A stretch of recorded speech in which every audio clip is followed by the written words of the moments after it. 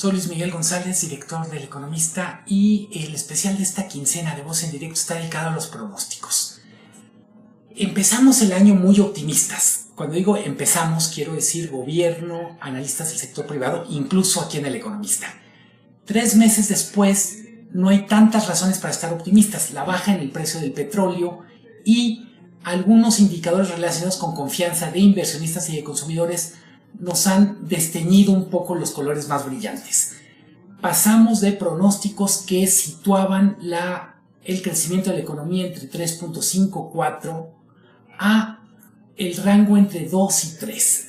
Les ofrecemos los pronósticos de 2 expertos, Luis Fonserrada del CESP e Isaac Velasco de B por Más. ¿Por qué escogimos ellos? De alguna manera, entre los pronósticos serios, constituyen los 2 extremos. Luis Fonserrada sitúa la economía en las partes más altas del rango e Isaac Velasco de B por Más lo sitúa en las partes más bajas.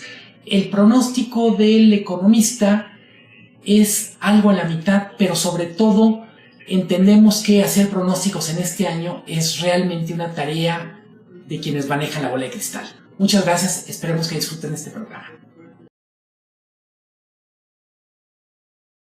¿Qué tal? Buenos días, bienvenidos al programa Voces en Directo, un esfuerzo que hacemos en El Economista para aproximarlos a ustedes con los principales analistas de la situación económica y financiera de México. En esta emisión vamos a conversar con los responsables de los pronósticos económicos del Centro de Estudios Económicos del Sector Privado, el CESP, y del Banco B por Más. Ellos son los 2 grupos que tienen los pronósticos de crecimiento más alto y más bajo para la economía para este año. Nuestro objetivo es conocer qué es lo que están mirando, cuáles son los elementos que les están haciendo estimar el desempeño de la situación económica y sobre todo identificar cuáles son los factores, los puntos de riesgo que tiene el PIB, el desempeño de las empresas, el desempeño de las personas, de los consumidores. Nos llama mucho la atención un par de factores que recientemente han venido afectando tanto a las previsiones de los analistas como al desempeño como a la dinámica del mercado, que son la situación del precio del petróleo, la caída que se ha venido profundizando desde el verano pasado, y la situación del dólar. El fortalecimiento de la divisa verde, que ha venido pues poniendo en jaque a las principales divisas del mundo, pero en particular a las de economías emergentes. ¿Esto tendrá algo que ver con los diagnósticos que tienen los analistas privados? ¿Cuál es la relevancia de estos diagnósticos? ¿Por qué es importante saber si el gobierno acierta o no en los pronósticos que establece sobre el desempeño de la economía? Y qué tanto los analistas privados, que son finalmente quienes asesoran a los inversionistas, qué tanto ellos ellos identifican la percepción que tiene el gobierno y qué tanta capacidad tienen para reaccionar y para hacer un viraje cuando la situación de la economía está amenazando de alguna manera el desempeño que tenían desde un principio. Sin más preámbulos, nos vamos a ir a conversar con el señor Luis Fonserrada, que es el director del Centro de Estudios Económicos del Sector Privado, que es el área que tiene el mayor pronóstico de crecimiento para la economía, y después platicaremos con Isaac Velasco, que es el economista senior de B por Más, que es el grupo financiero que tiene el diagnóstico más bajo para el desempeño de la economía. Y cuando decimos que el CESP tiene el pronóstico más alto, no significa que es el más optimista, quiere decir que es el menos pesimista sobre el desempeño de la economía. Pues sin más preámbulos, nos vamos a un corte y regresamos con las entrevistas. Muchas gracias.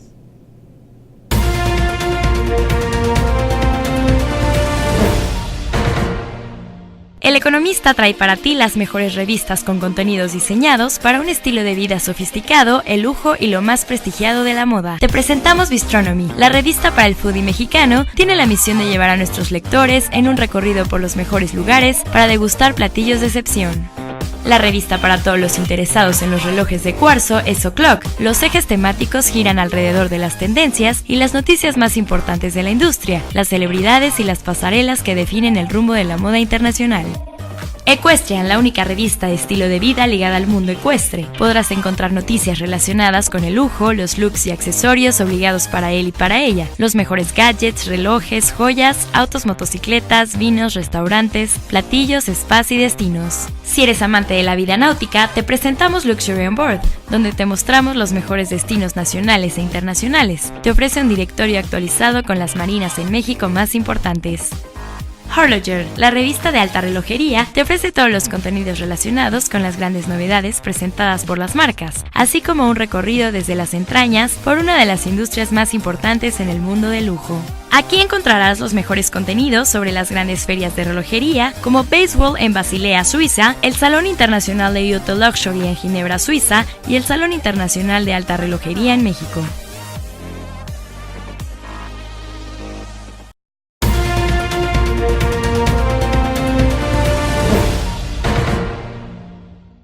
Estamos en las oficinas del Centro de Estudios del Sector Privado con el director del mismo, el señor Luis Fonserrada, con quien vamos a platicar sobre el diagnóstico que tienen los empresarios acerca de la situación de la economía.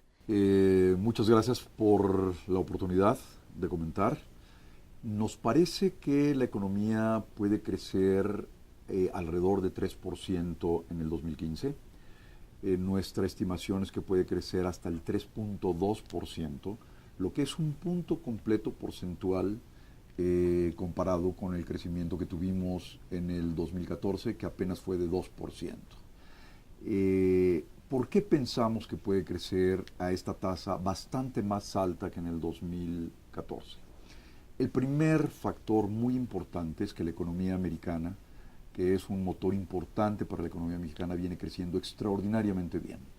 Solo en el 2014 se crearon alrededor de 3 millones de empleos y eso implica una enorme capacidad de consumo y de demanda por parte de las familias americanas, que se traduce en consumo de manufacturas y eso jala nuestras exportaciones y por lo tanto con las exportaciones pues al menos en esos sectores hay un impulso al crecimiento que jalan un poco a los otros sectores.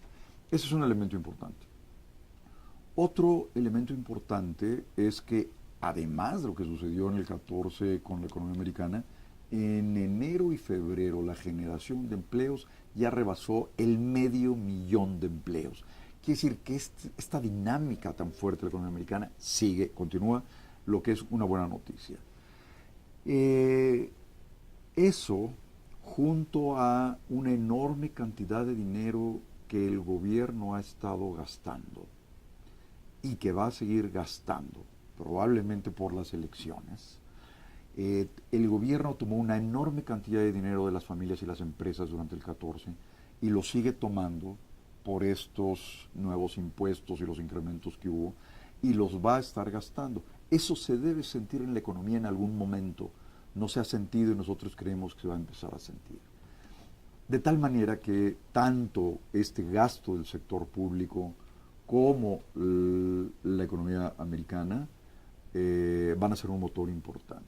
Eso no quiere decir que sea seguro, porque sí nuestra economía está expuesta a algunos riesgos que nosotros identificamos y que si no se manejan bien pueden reducir la tasa de crecimiento. Uno de ellos es el mercado interno. No hemos sido capaces de crear el empleo que se requiere con los sueldos que podrían permitir un mercado interno pujante que jale a la economía. Y esto tiene que ver con varios elementos, entre otros que la misma reforma fiscal que hubo el año pasado desestimuló de una manera muy importante tanto la creación de empleos como la posibilidad de invertir. Castigó a la inversión y es una modificación que tenemos que llevar a cabo. Un segundo riesgo que vemos es precisamente la inversión, que no se debe a la inversión que requerimos en el país y que por lo tanto no se generen los empleos que requerimos. La inversión es fundamental, no se pueden crear nuevos empleos sin inversión. Es crítico que haya inversión y la inversión es pública y privada. La privada va creciendo como puede, pero la pública la está deteniendo. La inversión pública no se ha dado como debiera darse. De hecho, tenemos cifras muy dramáticas, muy bajas de inversión pública. Todavía no tenemos las cifras a diciembre, pero a septiembre del año pasado tenemos una cifra extremadamente grave, que es una caída de casi 7% en términos reales de la inversión pública. Quiere decir que no estamos creando la infraestructura ni estamos resolviendo la camisa de fuerza que nos impone la falta de estructura en el país. Si me permite, me gustaría que me haga favor de explicarme entonces qué es lo que está pasando. Usted nos explicaba en esta introducción que el gobierno del dinero que tiene de la recaudación por la reforma, ese dinero se supone que lo va o lo está inyectando. Uh-huh. Entonces, ¿cómo es que la inversión pública está cayendo? Ese es precisamente el tema. Está gastando en lo que se llama gasto corriente o gasto de consumo del gobierno, transferencias, subsidios que no crean empleos, a lo mejor logran votos, pero no crean empleos. Y en cambio, la inversión en infraestructura, que es la que crea empleo, que es la que resuelve muchos cuellos de botella que tenemos en el país, carreteras, puentes, puertos, aeropuertos, no se está dando. Y en cambio se plantean algunos proyectos que tampoco tenían sentido, algunos proyectos de lujo que no requiere el país hoy, como era el tren rápido a Querétaro. En vez de un tren rápido a Querétaro, lo que requerimos es un tren de carga y de pasajeros que se detenga en varios lugares en el camino a Querétaro, pero no un tren rápido que solo se va a ver pasar y que no integra las regiones que están ahí, ¿no? Por ejemplo, entonces, un gasto que se desperdicia en subsidios y en transferencias no es un gasto que crea empleos. El otro es el que nos está dando y es muy grave que nos esté dando, ¿no? Uh-huh. Tenemos un tercer riesgo para poder crecer a esa tasa y es, paradójicamente, lo bien que está yendo Estados Unidos. ¿Por qué? ¿Cómo? La enorme cantidad de empleo que se está creando va a tener eventualmente un efecto en precios. La demanda muy fuerte que hay y la gran cantidad de empleo puede empezar a provocar que se incrementen los salarios y que se incrementen los precios en la economía. Si eso sucede, puede dar lugar a un inicio de inflación en Estados Unidos. Y para eso, el Banco Central de Estados Unidos, que es la Reserva Federal, va a tomar en algún momento la medida de incrementar las tasas de interés allá, para detener con el incremento de la tasa de interés la actividad económica, que no se facilite tanto y que por lo tanto no hay una presión en los precios. Pero si eso sucede, nosotros vamos a tener que hacer algo, porque al incrementarse las tasas en el exterior, la inversión americana y extranjera que tenemos en México, a lo mejor prefiere ir a invertir a Estados Unidos. Y no queremos que se vaya esa inversión porque es mucho dinero y preocuparía un flujo de esos recursos tan fuerte. La única manera que tendremos de detenerlos es incrementando también nuestra tasa de interés. Uh-huh. Y ese es un riesgo para el crecimiento, porque si la tasa de interés en México se incrementa, pues se detienen los créditos y además se incrementa el costo de los pagos que tiene que llevar a cabo el gobierno por su deuda, por ejemplo, ¿no? Uh-huh. Y esto puede enfrenar la actividad económica. Es un tercer riesgo delicado que si no se maneja bien puede tener este efecto de que no lleguemos al 3.2, ¿no? Entonces, empleo, inversión y la tasa de interés que va a venir son tres riesgos importantes que podrían reducir la tasa que vemos de 3.2 para bajarla abajo de 3 y, esperemos que no, cercana a 2%. Uh-huh. Hay un riesgo más que es fundamental y que debe ser resuelto, y es la inseguridad que vive nuestro país, el crimen que vive nuestro país, la impunidad terrible que vive en el país, que ha detenido la actividad económica y ha detenido la inversión. Hay regiones completas de nuestro país en donde no solamente nos está dando la inversión, sino que está siendo abandonadas por la inversión. Tamaulipas es un caso dramático. Morelos, Guerrero, Michoacán, algunos lugares en el Estado de México. Por lo tanto, aquí hay que tomar las autoridades decisiones muy rápidas para resolver esta parte. Y con esto la corrupción. La corrupción detiene el crecimiento, ¿no? el que se tengan que pagar mordidas por un permiso en un municipio, por conseguir un proyecto en un estado, detiene ese proyecto, detiene la inversión, detiene la actividad económica. Y quien más sufre por esta corrupción y por esta inseguridad son todos aquellos mexicanos, mexicanas que están buscando empleo y que no lo pueden conseguir porque la actividad económica se detiene. Entonces, a quienes más afecta es a los que más requieren un empleo y a los que tienen los menores ingresos en nuestro país. De ahí la importancia de resolver este cuarto riesgo que vemos de manera inmediata. Corrupción, impunidad, crimen, inseguridad, ¿no? Me llama la atención esto que dice y cómo nos está usted localizando los puntos en donde se ha espantado la inversión privada. Porque cuando uno habla con los funcionarios de la Secretaría de Hacienda, con las autoridades, nos dicen, sí hay inseguridad, pero está muy focalizada, las grandes inversiones sí están llegando.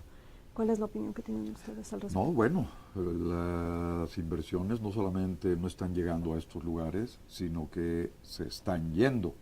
Vimos con verdadera preocupación el que la Coca-Cola cerrara su planta en Chilpancingo por la inseguridad que existe. Hay otros lugares en donde no solamente se han cerrado plantas, oficinas, y no solamente de una empresa como la Coca-Cola, sino de aseguradoras, de otro tipo de empresas que deciden salirse porque están totalmente dominadas y controladas por el crimen organizado. La inversión se detiene. Y aunque es cierto que hay regiones claras como las que comentamos, hay otras poblaciones en donde también se impide, en donde hay extorsión, en donde hay secuestros, en otros lugares del país, ¿no? En el Distrito Federal está sucediendo, en otros estados está sucediendo, que los estados que mencionamos sean graves y evidentes, no quiere decir que no haya en otros lugares, que está muy focalizado, está concentrado ahí, pero está sucediendo en todo el país. La corrupción es en todo el país. La impunidad sobre la corrupción es en todo el país. Hay escándalos que son inadmisibles. La comunidad financiera internacional lo ha visto, lo tiene muy claro y es preocupante lo que está sucediendo. Y se trata del país México, que está perdiendo esa imagen. Tenemos que tomar medidas inmediatas en todos los campos. Pues, doctor, muy interesante lo que me está comentando. Si me permite, nos vamos a un corte y regresamos para cerrar esta conversación. Con mucho gusto.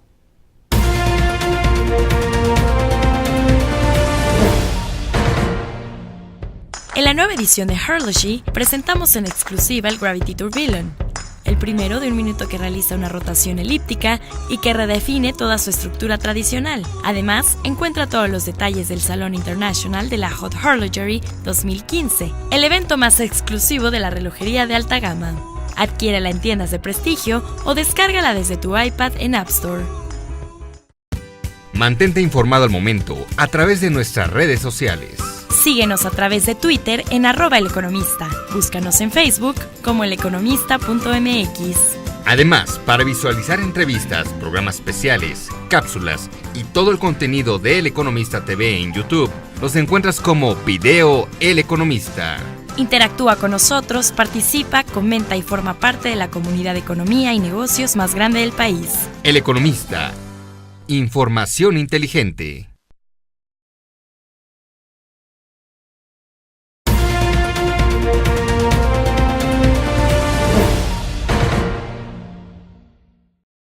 Pues estamos conversando con el director del Centro de Estudios del Sector Privado, el señor Luis Fonserrada, sobre la situación de la economía en este momento. Ellos son el grupo de análisis que tiene el pronóstico más optimista sobre el desempeño de la economía.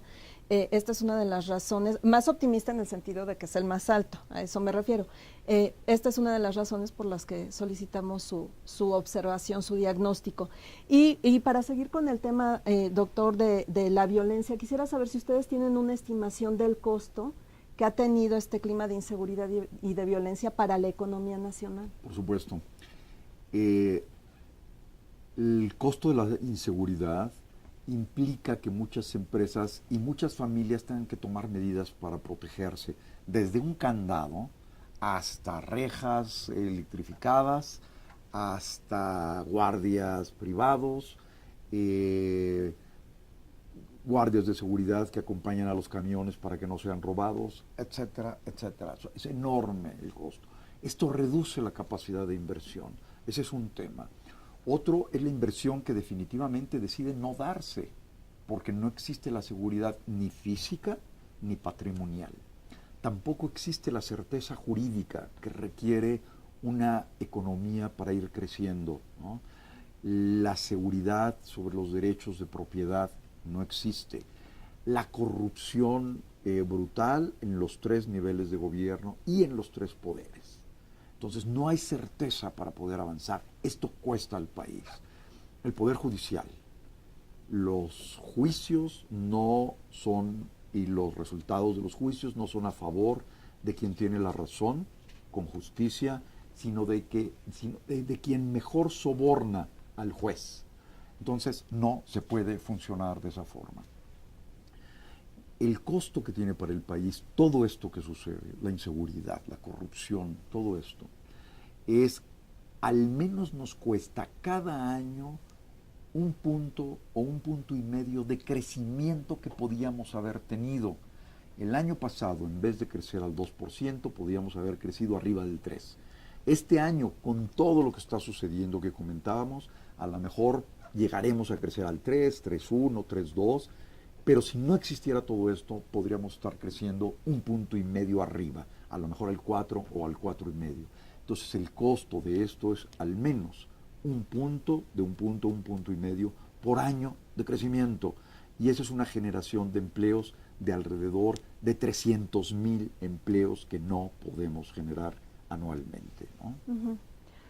Pues qué triste situación. Quisiera saber si esto podría tener algo que ver con el desánimo, con la manera en la que se desinfló la idea que se tenía de del milagro mexicano, de las reformas estructurales. Indudablemente. Las reformas estructurales son un gran paso para México, fundamentalmente porque eliminan obstáculos para poder invertir. Antes de las reformas telecomunicaciones y la energética, pues no se podía invertir aquí, no se podía invertir allá, había obstáculos aquí, obstáculos allá. Ahora se eliminan y se puede dar la inversión. Sin embargo, no hay reformas estructurales que puedan tener efecto si no tenemos un Estado de Derecho, si no tenemos el contexto legal y de seguridad para que éstas se puedan dar, ¿no? Entonces, pues qué bueno que las tenemos, pero ahora hay que hacer toda la otra tarea. Y por supuesto el desánimo dentro del país y el cambio de imagen fuera del país, más que afectaron el contexto, el ambiente de negocios que ya se iba creando con las reformas, ¿no? No son suficientes las reformas, requerimos Estado de Derecho, certeza, seguridad, ¿no? Entonces, evidentemente, no hay reformas estructurales que puedan compensar la inseguridad y la corrupción. Oiga, doctor, y para acabarla ahora sí que de que nos cayera la situación mal, tenemos el precio del petróleo internacional, ¿no? Exacto. Que nos está pegando bastante. ¿Cómo lo ven y cómo se inserta en su diagnóstico? Indudablemente el petróleo tiene un efecto, nos afecta, tenemos menos ingresos del exterior, nos afecta en lo que es la balanza de pagos, que son las transacciones que hacemos con el exterior. En ese sentido, puede reducir ligeramente el crecimiento durante el 15 y, por supuesto, durante el 16. Sin embargo, hay un aspecto positivo. Yo diría, el haber confiado que tenemos petróleo ha impedido que tomemos decisiones serias para el bienestar de la población y de la economía. Hemos confiado demasiado en el ingreso del petróleo y hemos descuidado otras cosas más serias. Con los recursos excedentes del petróleo nos hemos dedicado a repartir dinero y no a crear empleos, a repartir subsidios y no a preocuparnos más por la formación seria de nuestra gente, por una educación más profunda. Y entonces se ha encontrado, desgraciadamente, la posibilidad de tranquilizar, con dinero, algunas inquietudes. en vez de hacerlo de una forma más consistente, de una forma más sólida para el futuro del país, creando la educación que requerimos, creando las fuentes de trabajo que requerimos. Se nos olvidó que teníamos que crear fuentes de trabajo, que teníamos que hacer infraestructura y que teníamos que preocuparnos por la educación, porque había mucho dinero. Yo diría, ojalá que se acabe la maldición del petróleo, que nos ha impedido crecer seriamente, porque con tanto dinero cayendo, pues además se desperdició enormemente. Llevamos décadas de desperdicio de recursos y el efecto es que estamos perdiendo la oportunidad de crear buenas fuentes de empleo, bien remuneradas. Ahora tenemos que hacer las cosas en serio, ¿no? Y gastar bien y no desperdiciar el dinero. Entonces, tiene un efecto negativo, pero ojalá que esta dependencia absurda que ha tenido nuestro país del petróleo se acabe y hagamos las cosas bien. Hay muchísimos países que sin petróleo son ejemplo de lo que puede ser el crecimiento, la prosperidad y el bienestar de su población. Hay muchos que no tienen petróleo, mucho mejor que nosotros que nos confiamos en esto. Así que son dos noticias, la mala, que yo creo que es menor, y la buena para crecer y tener una economía madura y en serio, y que los gobernantes se den cuenta de esto, y si no hay que empujarlo nosotros. Claro. Pues doctor, le agradezco mucho sus comentarios. Nada más como para cerrar esta conversación, ustedes son el grupo de análisis que tiene la perspectiva de la economía no más optimista, sino la menos pesimista. Eso. Correctamente. Y están viendo los motores de crecimiento fuera del país, como siempre en Estados Unidos. Así es. Y desperdiciamos la posibilidad de crecer más por la inseguridad, por la falta de un marco jurídico respetable. Ese es el caso. Así es. No sé si quiere agregar algo más. Pues, para no poner en riesgo esta posibilidad de crecer al 3 o al 3.2%, tiene que haber todos estos cambios que mencionábamos, manejar bien la imposibilidad de crear empleo, manejar bien el que se dé más inversión, que haya más inversión pública en particular, ver que la tasa de interés no nos afecte como nos puede afectar y, por supuesto, de manera fundamental, la inseguridad, la corrupción tienen que desaparecer y un Estado de Derecho que garantice la tranquilidad y la marcha correcta de la vida de todos los mexicanos.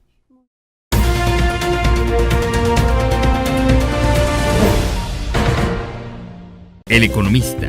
Somos el medio líder en información de economía, finanzas y negocios. Además del diario impreso, contamos con suplementos como Autos, la guía perfecta para seleccionar los autos, montos y accesorios que marcan las tendencias del sector. Políticos, mostramos a los políticos desde un panorama más profundo, siguiendo sus diversas facetas. Turismo, ofrecemos al lector un amplio panorama para planear sus viajes de negocios, reuniones o placer. Fondos, ofrecemos la herramienta más confiable para la toma de decisiones a la hora de invertir. Termómetro económico, sección diaria donde detallamos los mercados en 16 páginas a todo color, llevando a nuestros lectores toda la información necesaria.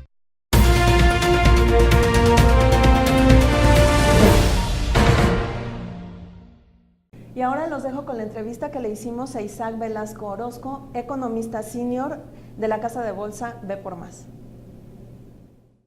Bueno, pues estamos ahora en las oficinas de B por Más, que es el grupo financiero que tiene su pronóstico más bajo de crecimiento para la economía mexicana. Y como les habíamos comentado, pues el interés es conocer cuáles son los elementos que ellos están identificando como los que están afectando más o los que podrían afectar más al desempeño de la economía en este año y los que han venido afectando en lo que va de la administración del presidente. ¿Qué tal, Isaac? ¿Cómo te encuentras? Estamos con Isaac Velasco Orozco, economista senior de B por Más. Gracias, Yolanda. Muy bien. ¿Tú qué tal? Muy bien, muchísimas gracias y gracias por aceptarnos aquí en tus oficinas. Isaac, me gustaría comenzar por preguntarte un diagnóstico general que tengas sobre la situación de la economía en este momento. Claro, yo creo que es importante saber de dónde venimos. 2014, al igual que 2013, fue un año que decepcionó. El crecimiento finalmente fue de 2.1%, mientras que los pronósticos comenzaron alrededor de 3.5%.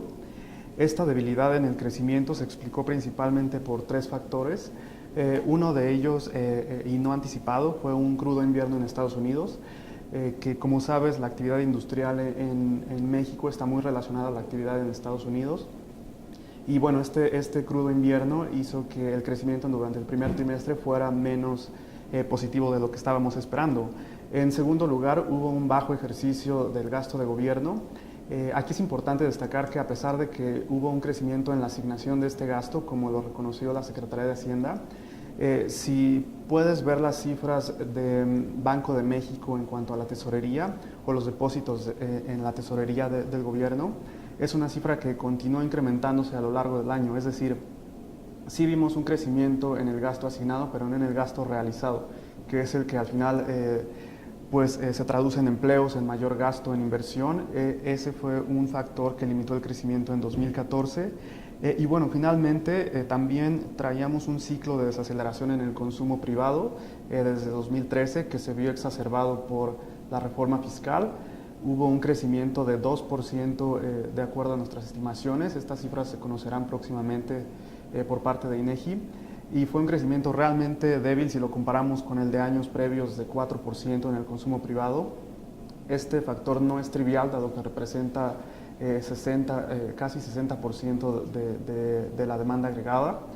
Y bueno, entre estos tres factores explicaron principalmente el bajo crecimiento en 2014. Ajá. Y ese bajo crecimiento lo venimos arrastrando hacia 2015. ¿Qué es lo que estás viendo? Porque de pronto el año pasado como que la justificación que nos daba la administración, el gobierno, era que el crudo invierno de Estados Unidos nos había afectado. Pero este año también tenemos un crudo invierno en Estados Unidos. ¿Qué es lo que está pasando aquí? En definitiva, hubo dos factores que provocaron una ola de reducciones en los pronósticos estimados. El primero de ellos fue una abrupta caída en precios del petróleo, que se explicó tanto por factores de oferta y demanda, es decir, factores estructurales, como también por una sorpresiva reunión de la OPEP en la cual se acordó no reducir la oferta de esta organización, que aporta casi el 40% del crudo global. Entonces, esta reducción de más de 50% de los precios del petróleo tiene una implicación negativa para la economía mexicana.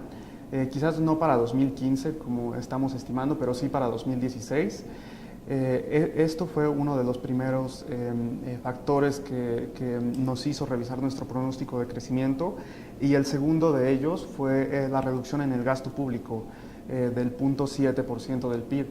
Ello debido a que fue aproximadamente la mitad de esta revisión se hizo en inversión pública, es decir, principalmente en Pemex, también en algunos proyectos de la Secretaría de Comunicaciones y Transportes, y finalmente estos proyectos de inversión son los que tienen mayor derrama económica. Ahora bien, también hay una parte importante que se hizo en gasto corriente, como está estipulado en la Ley de Responsabilidad Hacendaria.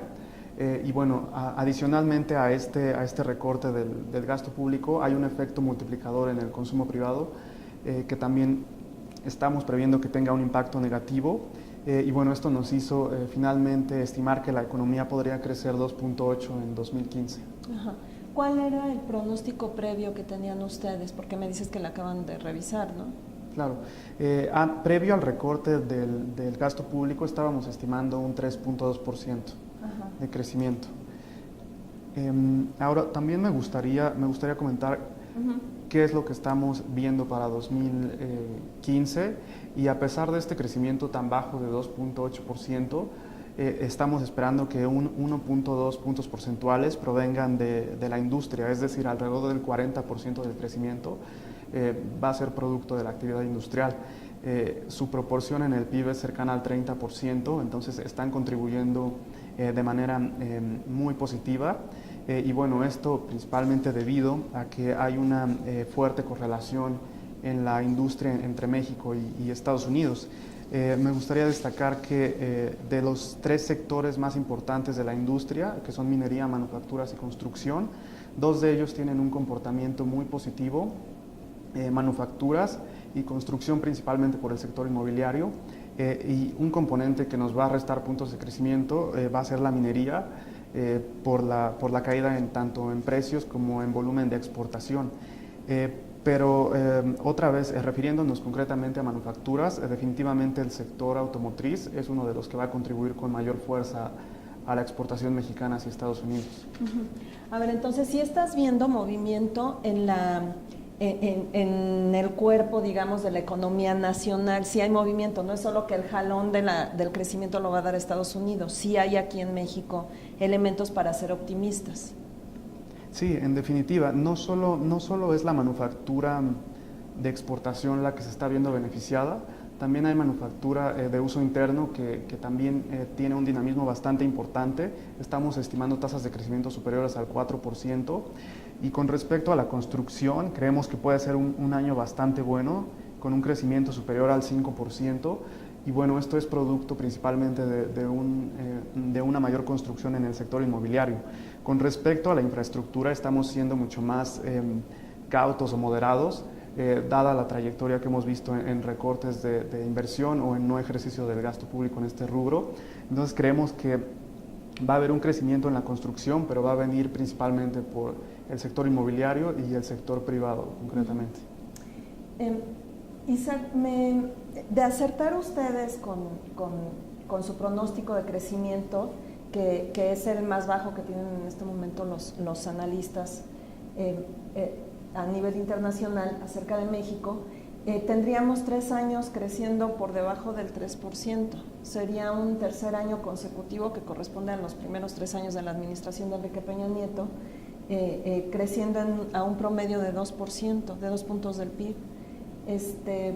Quisiera preguntarte esto, ¿cómo fue que sucedió todo esto? ¿Cuándo al arranque de la administración teníamos tantas expectativas positivas por los pactos que se habían creado y las reformas estructurales? O sea, ¿cómo se nos esfumó? ¿Cómo se nos fue de las manos? Yo creo que se conjuntaron varios elementos, tanto inesperados como algunos quizás no bien dimensionados.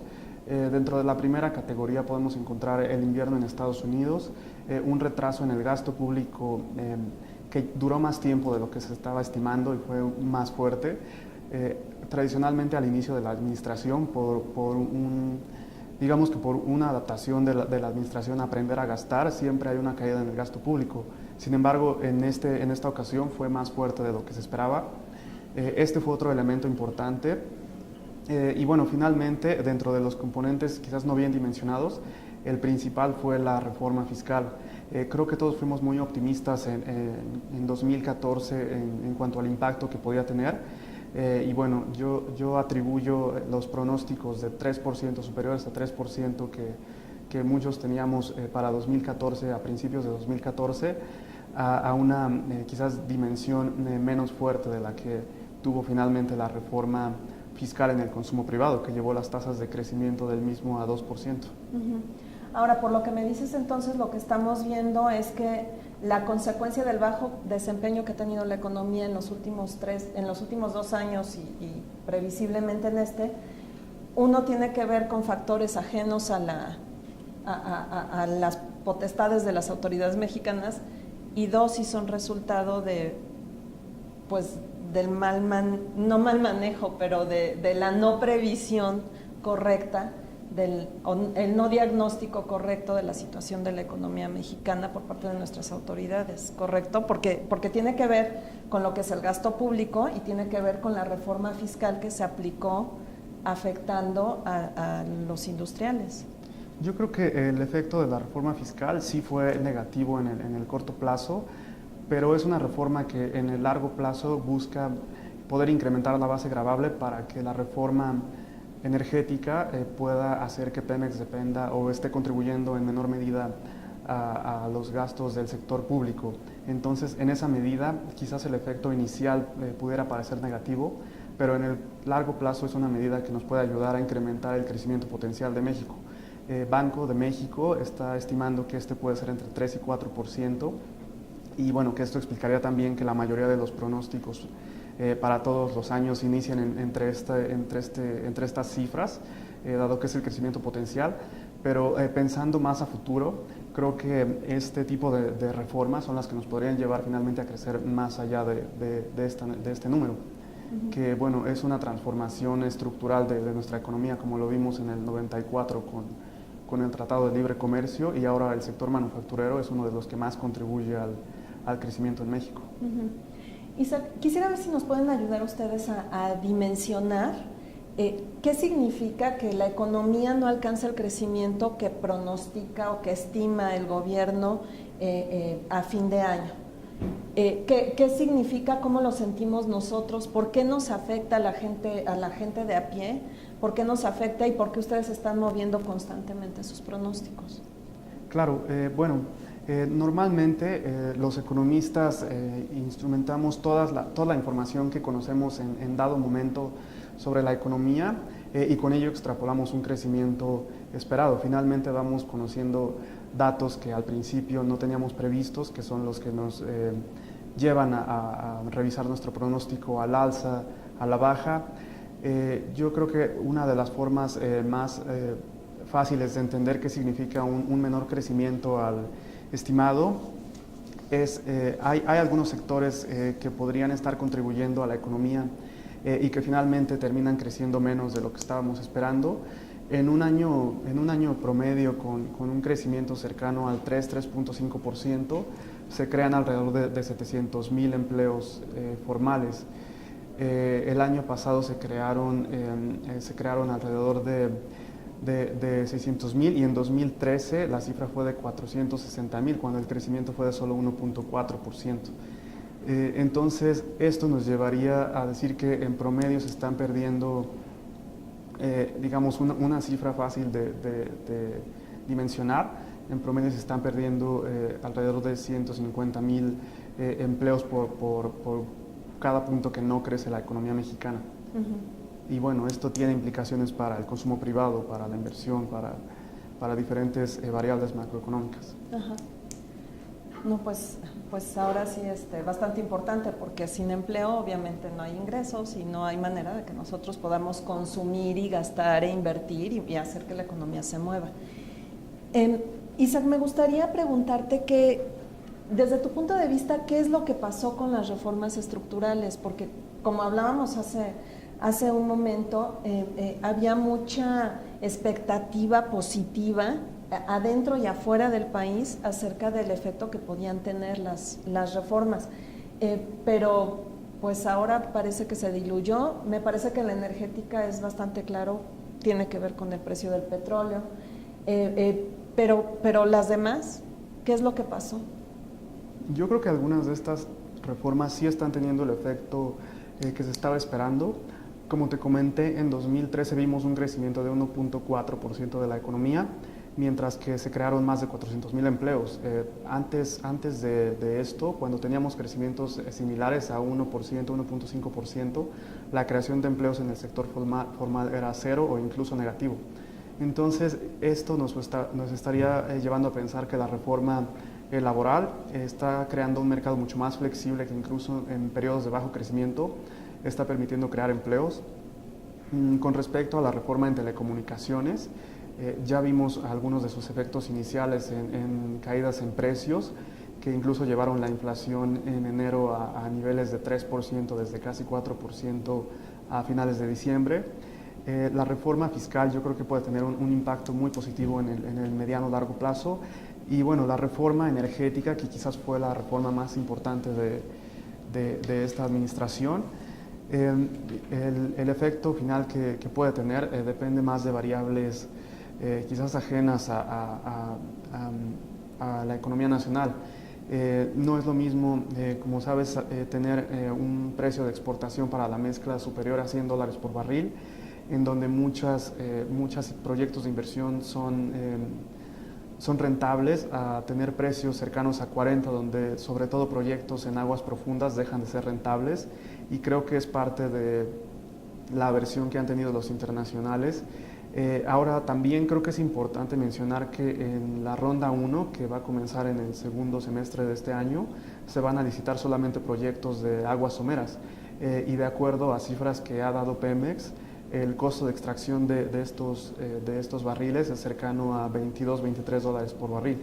Entonces, aún con los precios actuales, estos proyectos siguen siendo rentables, y creo que podemos tener bastante participación en la ronda 1 de internacionales todavía, con estos precios incluso.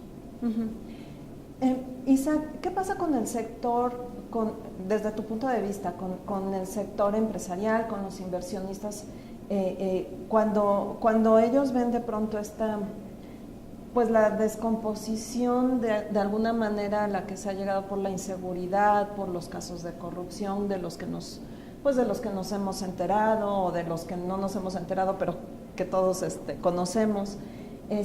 ¿Cuál es el impacto para los inversionistas, para los clientes? ¿Esto también les ha desanimado desde tu punto de vista? ¿Qué es lo que te dicen?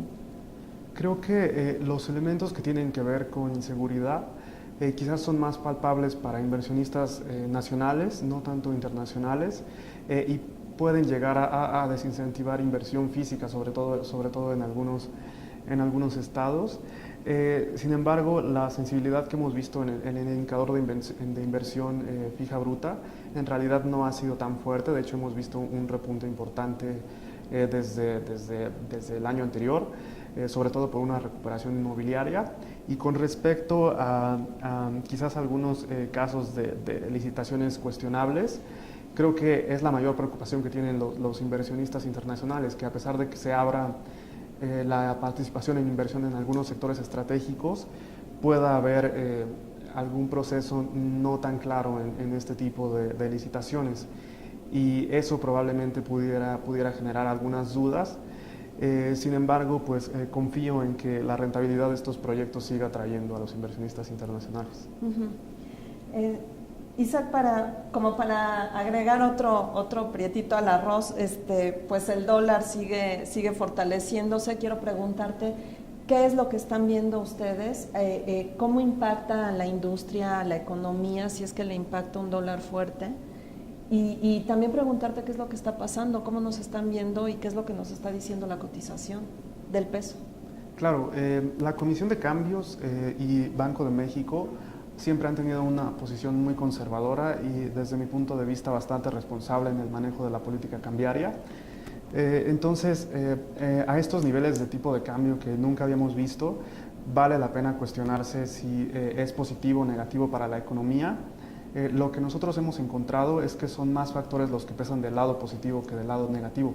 Finalmente es una de las pocas variables de ajuste que tiene la economía mexicana en este tipo de situaciones de estrés, pero creo que finalmente las exportaciones manufactureras se van a ver beneficiadas, el turismo también, que es una parte importante de la economía, incluso el turismo nacional puede verse beneficiado, dado que personas que podrían estar considerando viajar al extranjero, ahora con el tipo de cambio pueden estar considerando viajar dentro de México.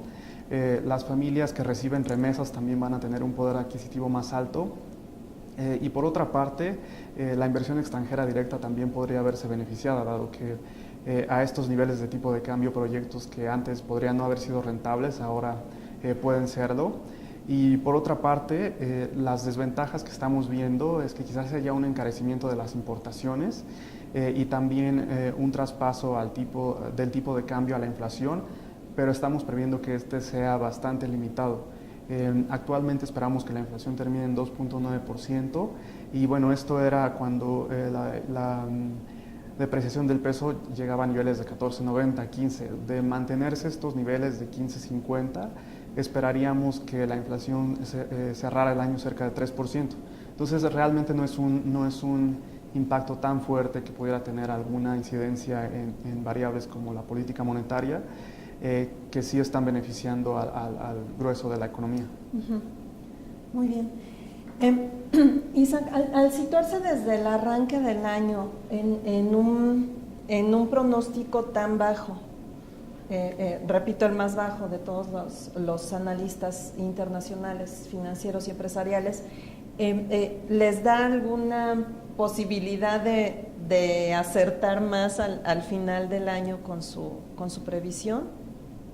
Bueno, esto estaría implicando que no se está descontando en otros pronósticos alguna variable. Lo que nosotros estamos viendo es que hay cierta aceleración, sobre todo en el consumo privado, pero no es tan evidente o tan fuerte como quisiéramos. Si ves indicadores relacionados a la confianza de los consumidores, a la venta a la venta de automóviles, por ejemplo, puedes encontrar que efectivamente todas las variables, después de que se asimiló la reforma fiscal del consumo privado, pues están creciendo a un ritmo mucho más sólido.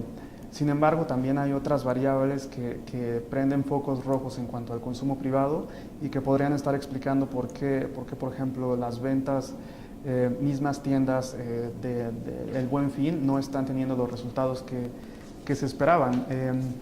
De hecho, hicimos una comparación de los empleos con remuneraciones superiores a 5 salarios mínimos con datos de la ENIC, es decir, salarios que mensualmente están pagando más de 10,000 pesos, y de 2005 a la fecha se han perdido gran parte de ellos. En 2005 había una proporción de 4.7 millones de salarios con más de 5 salarios mínimos, mientras que en 2014 esta cifra es de solo 3.3 millones.